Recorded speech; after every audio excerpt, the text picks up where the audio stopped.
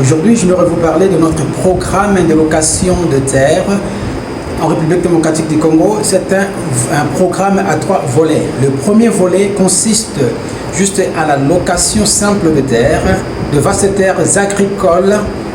Vous louez et vous faites le reste des travaux, par exemple mise en champ, défrichage, labour, abattage, conditionnement de rejet. Je suis ingénieur agronome, je m'occupe de tout ce qui est comme aspect technique du centre.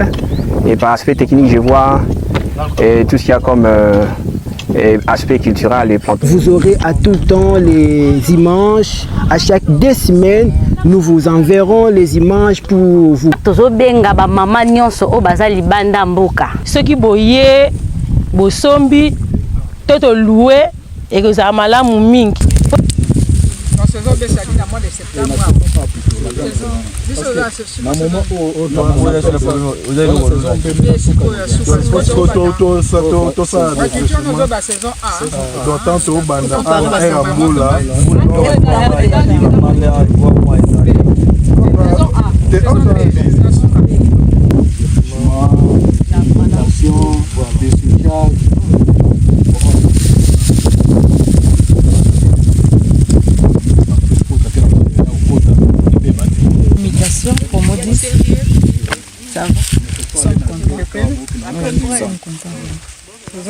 Ce qui reste, c'est labourer.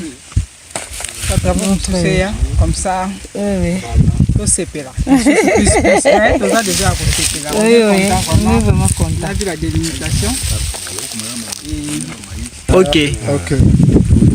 Bonjour prof, bonsoir, c'est là le temps auquel vous êtes là-bas. On est venu visiter le site pour se rendre compte avec les amis. On est très contents et ravis parce qu'il y a des petits travaux qui se sont déjà faits. Alors nous allons rentrer également pour essayer de discuter, voir comment est-ce que nous pouvons entamer la deuxième phase.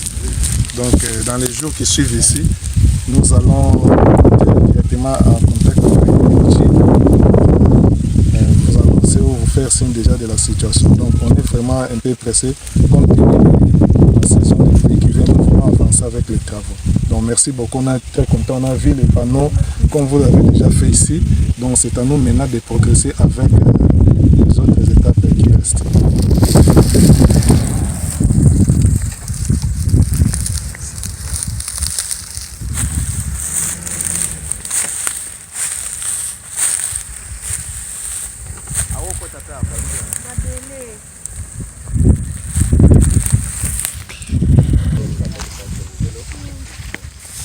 Ndangana ke like sabino suka ko presque nyoto bozomo la dia ba kata da bilanga ba kulukutu ba wada na kati kutu ba kata.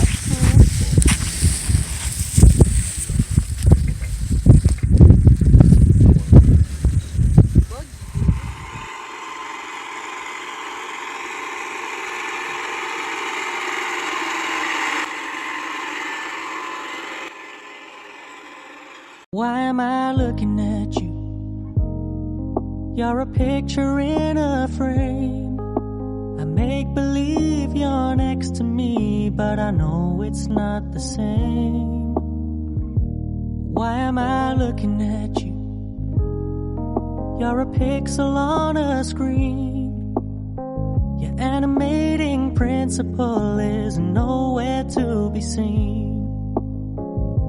Why am I lost in a loveless fantasy when somebody real is waiting out there for me? Why am I looking at you? I've enjoyed the years I've wasted, but the time has come to face the fact that none of what I see is true. So I'm gonna stop looking at you.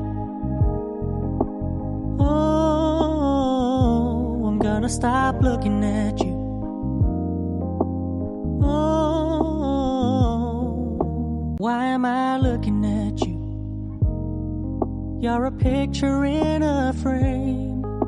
I make believe you're next to me, but I know it's not the same. Why am I looking at you? You're a pixel on a screen. Your animating principle is nowhere to be seen.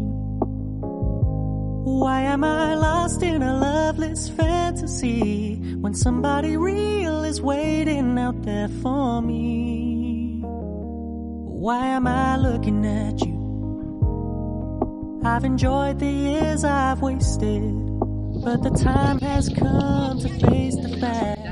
None of what I see is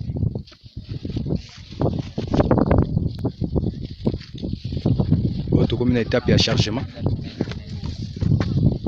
Chargement Basaki.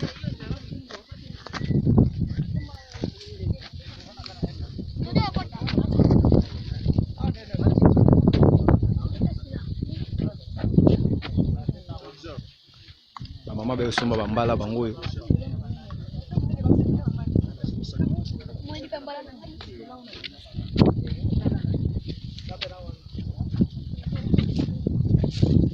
Grand prêtre mère, on est aussi au Bambala.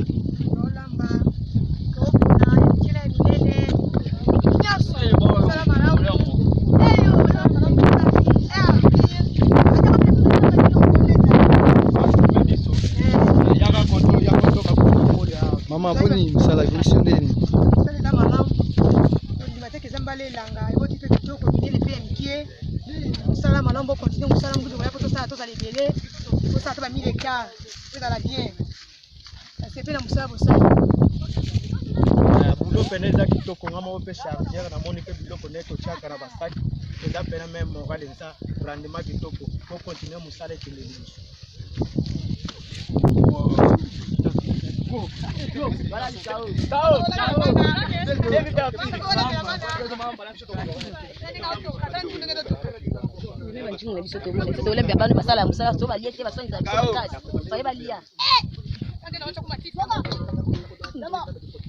Bala on est na bilanga o. Kusala production pour le succès. Oui, comment ça va pas mola. On a ligne ko nanga, be wala ba wana ubayi ba kinga ngo.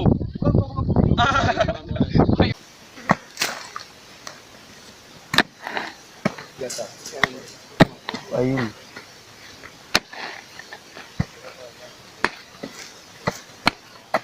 Afeneya baza te hein. Namona bato konjo na konjo. L'élément. L'élément. Ça va aller à 10 boules, 80 boules bazar. Koyeba nde musala te sala moi bien. Koyeba musala sala bien. Parce que elo wa tu wa sala. Pas di donner te bazali. Kata Congo. Oui, ayo hein.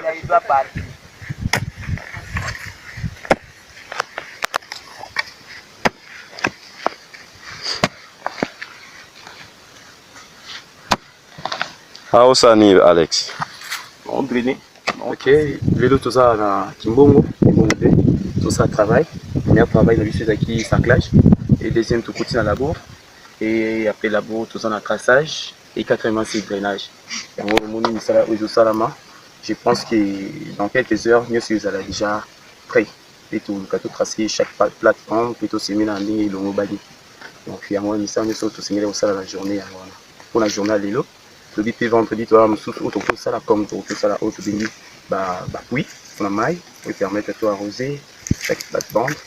Alors on a programme d'habitude les qui permet tout ça là pendant une semaine mais tellement tout ça là bateau la force bah bien ça là et va tanguer un peu en plus ça va permettre à toi réduire un peu des jours pour tout le temps ça là qui est un peu rapide. Donc voilà où nous c'est signé pour le baillement.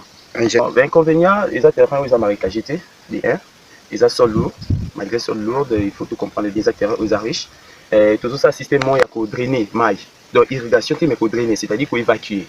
Alors système là, tout ça en haut, dans la niveau du polo, pour canaliser comme terrasser, pour permettre les mailles, eux, on dans la montagne, et qu'on quitte la terrasser et il y a directement dans le coin, et les autres, il y a dans le coin, et au coup, tu as dit surtout, dans le puits autre principal. Donc, il y a un système autonome, tout ça, là, tout le bandit déjà. Entre-temps, il y a ça là-bas, mais surtout bandit déjà drainage. Pour permettre quelques soins pour la souris bandit pour les problèmes arrêtés.